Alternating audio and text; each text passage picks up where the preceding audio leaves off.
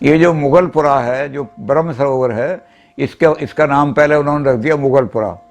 और मुगलपुरे में इन्होंने क्या काम किया कि जो भी यहाँ तीर्थ में आएगा, क्योंकि इस तीर्थ की बड़ी महिमा है सारे भारतवर्ष में, और ये कर दिया कि इस तीर्थ के कारण से सारे लोग लाखों आते हैं, तो इस तीर्थ पे कर दिया कि एक चांदी का सिक्का दोगे तो 1 लोटा पानी आपको मिलेगा।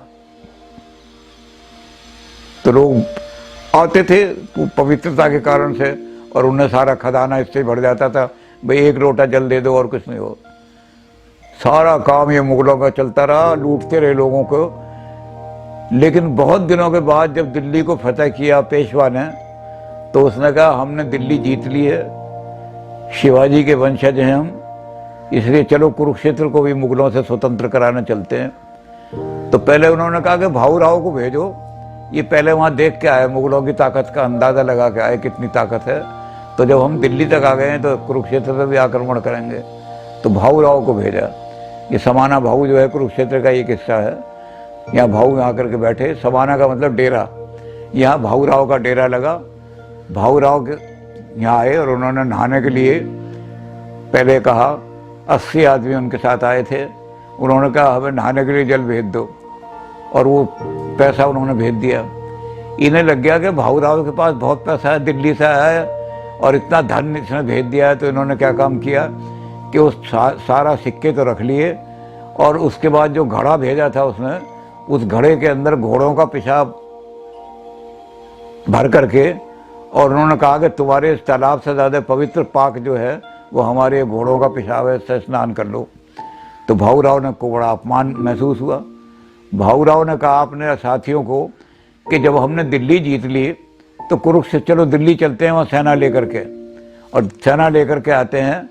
रात को देवी के मंदिर में बैठ करके उन्होंने देवी की आराधना की। अब पौराणिक कथा तो यह है कि देवी प्रकट हुई रात को, और देवी ने उनको कहा कि तुम दिल्ली जाने की कोई आवश्यकता नहीं है, तुम जितने घोड़े बना करके मिट्टी के यहाँ चढ़ाओगे, मैं उन घोड़ों में जान डाल दूंगी, और वो घोड़े जो हैं वो सुबह युद्ध करेंगे और इनकी पराजय होगी मुगलों की।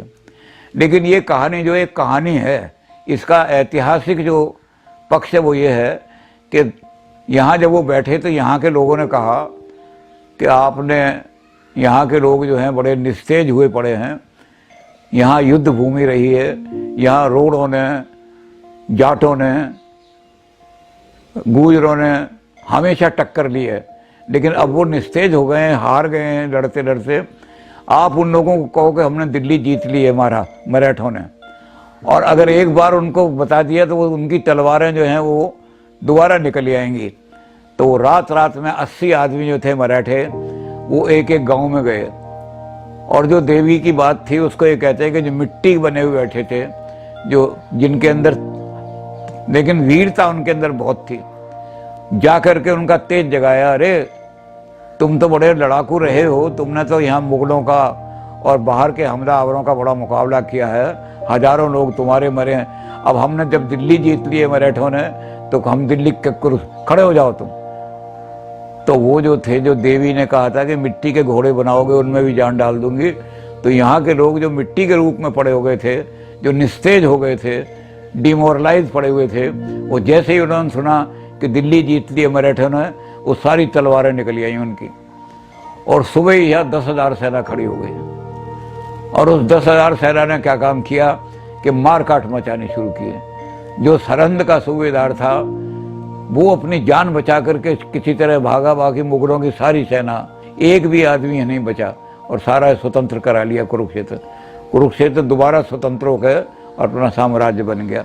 जो मुगलपुरा है इसका नाम परशोत्तम बाग रख दिया गया, और सब मुगलों में स्वतंत्र। तो कुरुक्षेत्र की स्वतंत्र सत्ता फिर से कायम हो गई।